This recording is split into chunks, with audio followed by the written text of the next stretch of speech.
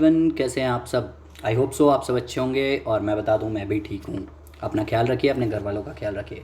तो आइए स्टार्ट करते हैं केस स्टडी 47 के साथ। ठीक है, ऑलरेडी मैं 4-5 केस स्टडी डाल चुका हूँ, नहीं देखी है तो प्लीज़ फटाफट से देख लीजिए। 10 से 15 मिनट में सारी केस स्टडीज़ बहुत ही ईजिली वे में और बहुत ही सिंपल लैंग्वेज में समराइज वे में बता दी है। ठीक है, तो आइए इसको भी फटाफट से ख़त्म करते हैं। देखते हैं कि पहली बात तो हम सबसे पहले हमेशा की तरह ये देखते हैं कि कौन से चैप्टर इसके अंदर कवर है। इस केस स्टडी में आईबीसी कवर किया गया है, पामला कवर किया गया है हमारा, ठीक है, और फेमा के प्रोविजंस इसके अंदर कवर किए गए हैं। 3 चैप्टर्स को इसके अंदर कवर किया गया है।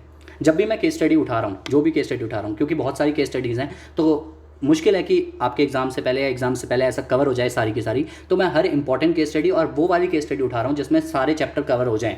मतलब एटलीस्ट आप वीडियो देखो तो काफ़ी हद तक हमारे चैप्टर्स कवर हो जाएं, तो आपको आइडिया लग जाए कि किस तरीके की केस स्टडी आ सकती है।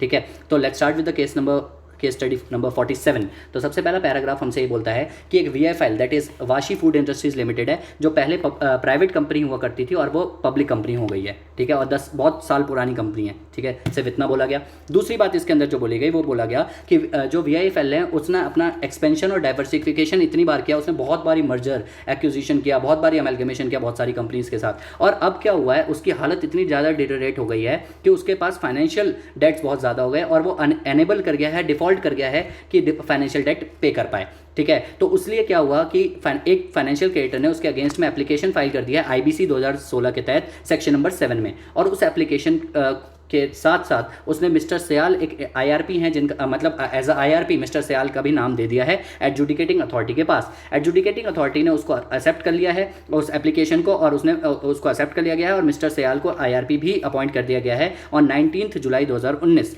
और वहीं से हमारा जो है मोरेटोरियम भी स्टार्ट हो गया है। ये याद रखना, on the same date moratorium भी स्टार्ट हो गया है जिस दिन एप्लीकेशन फाइल हुई है। ऐसा क्यों बोल रहा हूँ याद रखने के लिए, नीचे जाऊँगा जब मैं एमसीक्यू पढ़ाऊंगा तो आपको बताऊँगा। ठीक है, आगे बढ़ते हैं। मिस्टर सयाल जो है वो कंस्टिट्यूट करता है committee of creditors. Committee of creditors बनाई गई 18 अगस्त 2009 को और पहली मीटिंग हुई 3 सितंबर को। तो यहाँ पर भी आपको आपके दिमाग में क्लिक करना चाहिए, जब भी हमारी कमेटी ऑफ क्रेडिटर्स बनती है उसके 7 डेज़ के अंदर अंदर पहली मीटिंग होनी चाहिए। लेकिन क्या यहाँ पर पहले 7 डेज़ के अंदर हुई? नहीं हुई। यहाँ पर 3 सितंबर को ही, अगर 7th डे के अंदर करनी होती तो 25 अगस्त को पहली मीटिंग हो जानी चाहिए थी, लेकिन यहाँ पर उसके भी प्रोविजंस का ध्यान नहीं रखा गया। 3 सितंबर को पहली मीटिंग हुई, तो इस बात का भी ध्यान रखना, पक्का कहीं ना कहीं क्वेश्चन तो आएगा इस बारे में जब गलती है तो। ठीक है, इसके बाद क्या हुआ, कमेटी ऑफ क्रेडिटर्स ने 87% of the committee of creditors ने प्लान को अप्रूव कर दिया, मतलब रेजोल्यूशन प्लान बन गया और प्लान को अप्रूव कर दिया गया। और जो प्लान बनाया गया था वो बीएचएल के द्वारा बनाया गया था। बीएचएल कौन है? ब्रिटानिया होमलेस लिमिटेड है, जो हमारी एक रेजोल्यूशन एप्लीकेंट होगी। इन्होंने प्लान बनाया और उस प्लान को कमेटी ऑफ क्रेडिटर्स ने एक्सेप्ट भी कर लिया। कितने? 87%। रिक्वायर्ड कितने होते हैं? 66%, मतलब बिल्कुल ठीक है, कोई दिक्कत ही नहीं है।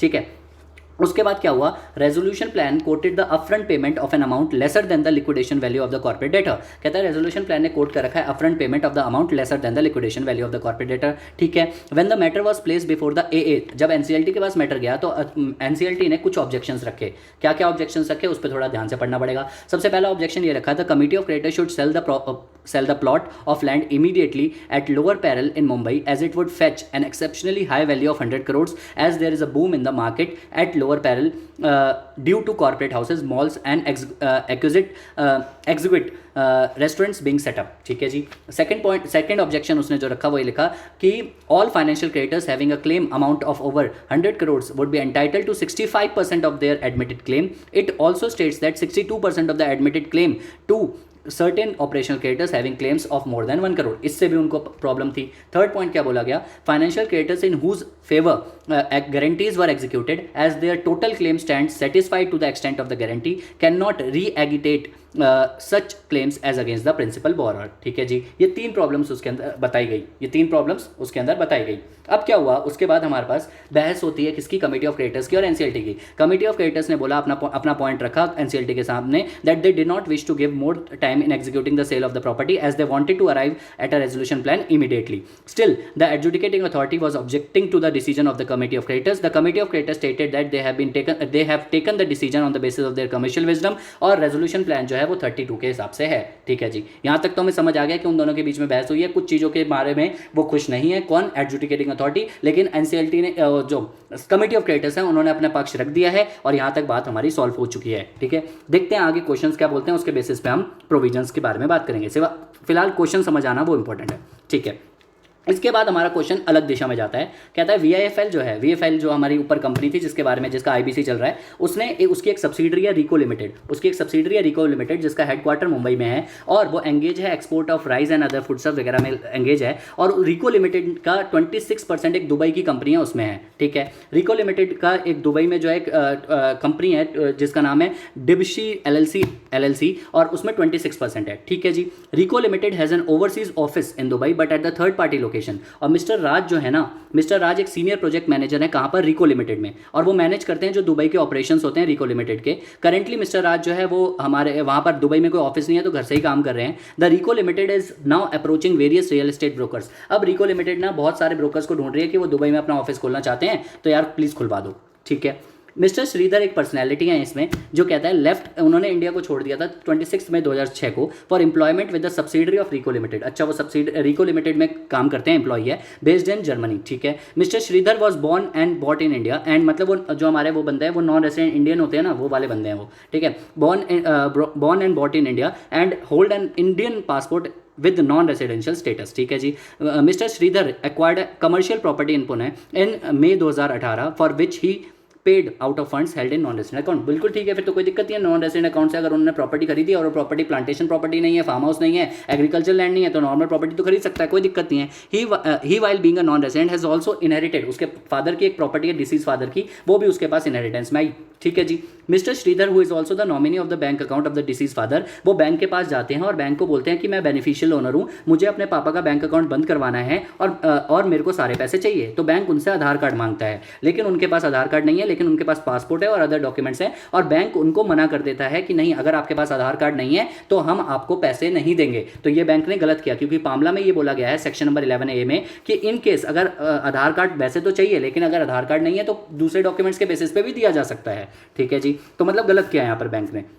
उसके बाद लास्ट पैरा ये बोलता है मिस्टर श्रीधर जो है वो अपनी मम्मा को लेके वो जर्मनी जाना चाहते हैं, क्योंकि वो इकलौते बेटे थे और उनके पापा की डेथ हो गई है। तो यहाँ पर उसके पापा की जो 2 प्रॉपर्टी है वो उसको बेचना चाहते हैं, उसको बेचकर वो अपनी मम्मी को लेकर साथ में जर्मनी में लेकर जाना चाहते हैं कि साथ रहेंगे। तो उस प्रॉपर्टी को बेचने के लिए उन्होंने एक एजेंट को बोला जो उनका भाई ब्रदर इन लॉ था, मतलब साले साहब थे, ठीक है। उसको बोला गया और उन्होंने बिकवा भी दी उसकी प्रॉपर्टी। 2.5 करोड़ की एक प्रॉपर्टी बिकी और 4.45 करोड़ की एक प्रॉपर्टी बिकी, जिसपे TDS भी डिडक्ट कर लिया गया, ठीक है जी। इतना समझ आ गया हमें। और मिस्टर श्रीधर क्या चाहते हैं कि वो अपना पैसा रिपेट्रिएट करना चाहते हैं, तो बिल्कुल वो रिपेट्रिएट कर सकते हैं, क्योंकि हमने पढ़ा था कि रेसिडेंशियल प्रॉपर्टी मैक्सिमम 2 तक, मैक्सिमम 2 रेसिडेंशियल प्रॉपर्टी तक रिपेट्रिएट करी जा सकती है, ठीक है। तो यहाँ पर 2 प्रॉपर्टी तक है, वो रिपेट्रिएट भी कर सकते हैं, और नॉर्मल TDS के प्रोविजंस भी हमारे सब कुछ लीगल वे में हुआ है, तो कोई दिक्कत भी नहीं है। लेट्स सी आगे क्वेश्चंस क्या है। MCQs के बारे में बात करते हैं। सबसे पहला, regarding the committee of creators and its meeting which one of the following statement are correct. कहता है कमिटी ऑफ क्रिएटर्स के लिए क्या करेक्ट है,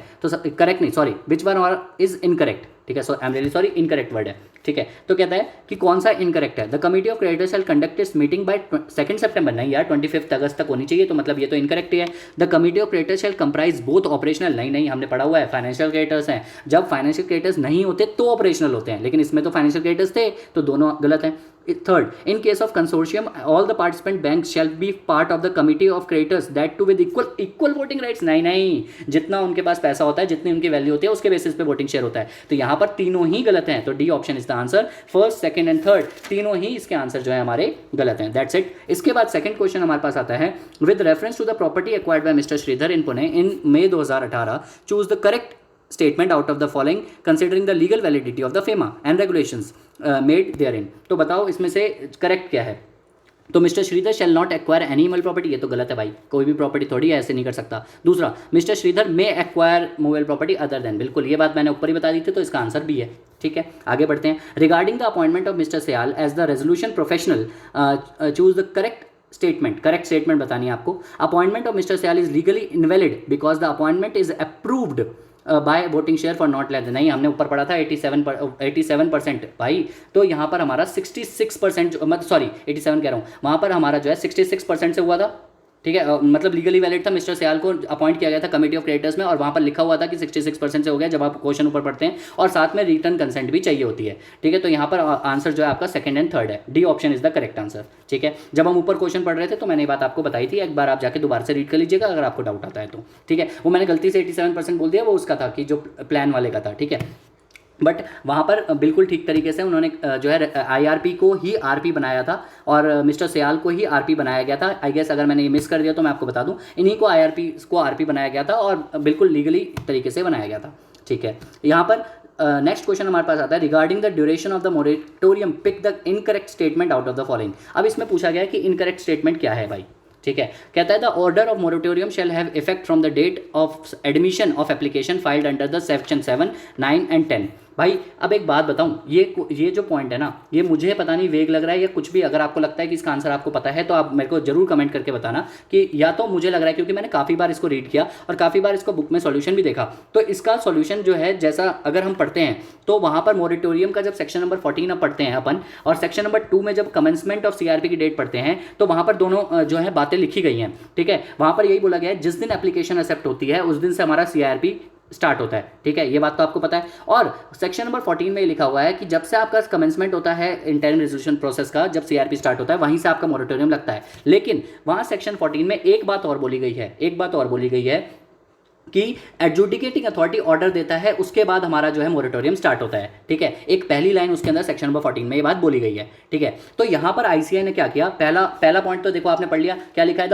order of moratorium shall have effect from the date of admission from the application filed under section 7, 9 and 10 of the IBC. ठीक है, दूसरा point कहता है the order of moratorium shall have effect till the completion of the corporate. ये तो बात बिल्कुल जायज है, ये तो हमें बचपन से पता है कि जब तक सीआरपी चलेगा तब तक मोरेटोरियम चलेगा, तो ये तो इनकरेक्ट हो ही नहीं सकती। तीसरा पॉइंट बोला है, if the adjudicating authority approves the resolution plan under subsection 1 of the section 31 then the order of moratorium shall have effect till the date of approval order। जब तक अप्रूवल ऑर्डर मिलता है तब तक मोरेटोरियम चलता है, ये भी बात ठीक है, मतलब ये भी इनकरेक्ट नहीं है। और लास्ट है नन ऑफ द अबव। ठीक है, अब यहाँ पर पहला पॉइंट जो बोल रहा है आईसीए ने जो आंसर दिया है, अगर मैं आपको फोर्थ का आंसर दिखाऊं तो फोर्थ का आंसर आईसीए ने ए दे दिया है कि ये इनकरेक्ट है। मेरे ख्याल से ये करेक्ट है अगर मैं लाइन पढ़ता हूं, लेकिन अगर हम यहाँ पर ये वाली एम्बिग्युइटी सोचें कि भाई वहाँ पर लिखा हुआ है कि एडजुडिकेटिंग अथॉरिटी, मतलब सेक्शन नंबर 14 की आप पहली लाइन पढ़ोगे तो वहाँ लिखा हुआ है कि एडजुडिकेटिंग अथॉरिटी ऑर्डर देगा कि मोरेटोरियम स्टार्ट होने का, तो मोरेटोरियम स्टार्ट होगा, ना कि एप्लीकेशन एक्सेप्ट होने पे। तो अगर ये पॉइंट ऑफ व्यू रखें तो बिल्कुल ठीक है, फिर तो यही आंसर है। अगर ये पॉइंट ऑफ व्यू रखा जाए कि नहीं, जिस दिन सीआरपी जिस दिन एप्लीकेशन एक्सेप्ट करी जाती है उस दिन से मोरेटोरियम होता है, जैसा सेक्शन नंबर 13 वगैरह, सेक्शन 13 और सेक्शन 14 एक साथ अगर हम रीड करते हैं तो पता चलता है, तो उसका आंसर डी होता है। तो आप अपने हिसाब से देख लीजिएगा। वैसे जब ऐसे एमसीक्यूज होते हैं तो इनके पेपर में आने के चांसेस नहीं होते जहाँ एम्बिग्युइटी रहती है, लेकिन फिर भी आप ध्यान रखिएगा, ये वाली बात मैंने आपको बता दी है। मैं चाहता तो उसको स्किप कर सकता था, फटाफट से ए बोल के निकल जाता, लेकिन मैं चाहता हूं कि मैं आपसे शेयर करूं। अगर आपको इसके अंदर कोई पॉइंट ऑफ व्यू लगता है तो प्लीज़ कमेंट करके बताइएगा, तो then we can discuss and जो भी होगा क्लियर हो जाएगा। ठीक है, एंड द फिफ्थ एमसीक्यू कहता है Rico limited is now approaching various real estate brokers to find a suitable space for the opening an office in Dubai. ठीक है, can Rico limited, yes Rico limited can buy the office in Dubai, कोई दिक्कत नहीं है। Rico limited capital account transaction से कर सकता है, बिल्कुल कर सकता है। तो इसका आंसर सी है कि Rico limited can buy the office in premises in Dubai. That's it. इसके बाद डिस्क्रिप्टिव क्वेश्चन पे आते हैं। सबसे पहला question, in the given case the committee of creators विद 87% of the voting power approved the resolution plan which quoted an upfront payment of amount lesser than the liquidation value of the corporate debtor।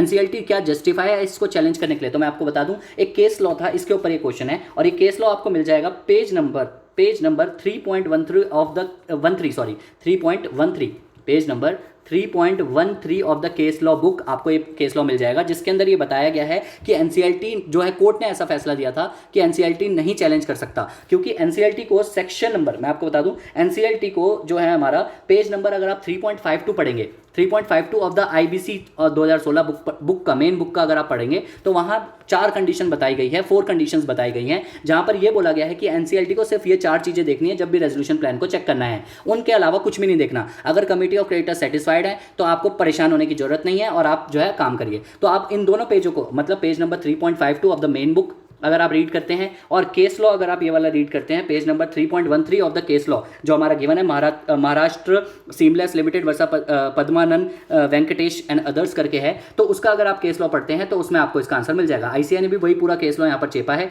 ठीक है, वही case law यहाँ पर डाला गया है। और अगर मैं इसका कंक्लूजन आपको बताऊँ तो कोर्ट ने यही फैसला दिया था कि once a resolution plan is approved by the committee of creditors the statutory mandate on the adjudicating authority under section 31 of the code is to ascertain that the resolution plan जो है वो section number 30 की पूर्तता कर रहा है या नहीं कर रहा। अगर सेक्शन 30 की वो पूर्तता कर रहा है, कंडीशंस को सेटिस्फाई कर रहा है, तो एनसीएलटी को ज़्यादा परेशान करने की जरूरत नहीं है, ज़्यादा सवाल उठाने की जरूरत नहीं है, ठीक है। Hence NCLT is not justified in challenging the commercial wisdom. तो जो मैंने आपको 2 पॉइंट बताए, आप उसको रीड कर लेंगे और इस आंसर को रीड कर लेंगे तो आपको क्लियर हो जाएगा। वैसे मैंने समराइज वे में आपको बता दिया।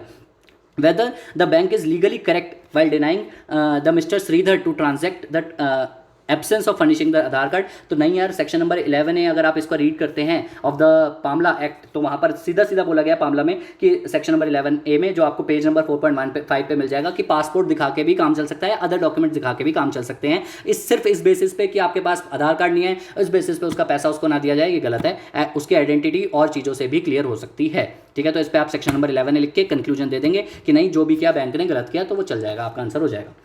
उसका last, since mister Shridhar is not aware of the local laws of the country, hence looking for your assistance to know how he can repatriate the funds. तो मैंने आपको पहले बता दिया, वो 2 घरों का पैसा लेके जा सकता है। और फिलहाल पेज नंबर 5.34 और 5.35 पे इसका आंसर गिवन है, जिसमें रेगुलेशंस के थ्रू ये बताया गया है कि वो कैसे, किस तरीके से, जब पैसा, अगर वो पैसा सही तरीके से लेके जा रहा है या नहीं लेके जा रहा, ठीक है, मतलब आरबीआई की अप्रूवल हो गई या अपने अकाउंट से, जो अकाउंट्स हैं उसके, जो हमारे बैंक अकाउंट्स हैं उसके, वहाँ से पैसा लेके जा रहा है, लेके जाना चाहिए, ठीक है, सही तरीके से वो पैसा लेके जाना चाहिए, लीगल वे में पैसा लेके जाना चाहिए। उसके अलावा मैक्सिमम, मेन पॉइंट मुझे ये लगता है कि मैक्सिमम 2 घर जो दो होते हैं, 2 हमारे रेसिडेंशियल हाउस प्रॉपर्टी का पैसा वो रिपेट्रिएट करके लेके जा सकता है। तो यही वाला आंसर वहाँ पर पेज नंबर 5.34 और 5.35 पे आपको दिखेगा, ठीक है। तो यहाँ पर हमारे ये वाला केस लॉ भी पूरा खत्म होता है, ठीक है। आपके पास ओपन बुक है, आपको बस एक बार ऊपर से रिव्यू करना है।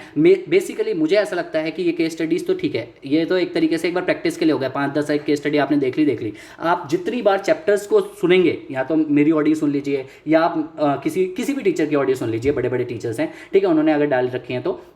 और उसके बाद जब आप चैप्टर्स को खुद से रीड करें, या नहीं भी कर पाते, मतलब आपके पास इतना सारा सिलेबस है, बोथ ग्रुप वाले के पास तो बहुत ज़्यादा होता है, तो अगर आप नहीं भी कर पाते तो आप बार बार अगर ऑडियोज़ भी सुनते हैं, और एक बार भी अगर आप चैप्टर्स को एक बार भी अगर टर्न करके देख लेते हैं कि कहाँ पर क्या है, और हिंदी में सब कुछ लिख लेते हैं, और उसके बाद आपके पास अपना जो है, क्या नाम है, अपना डाटा आपके पास अवेलेबल ही होता है इंडेक्स का, तो उसके थ्रू आपकी हेल्प हो सकती है। और फिर ये सारी वीडियोस तो मैं आपके लिए डाल ही रहा हूँ, तो आपका काफ़ी हद तक हेल्प हो जाती है, और अच्छे खासे मार्क्स आप ला सकते हैं, ठीक है। All the best and take care, please अपना ध्यान रखिए और खुश रहिए, ठीक है, बहुत इंपॉर्टेंट है खुश रहना, प्लीज़ खुश रहिए। And thank you so much for all the support, and comment करके प्लीज़ बताइएगा कि कैसा रहा सेशन, और मैंने आपको जो भी था समराइज वे में आपको अच्छे से बता दिया, ठीक है। All the best, take care, good luck.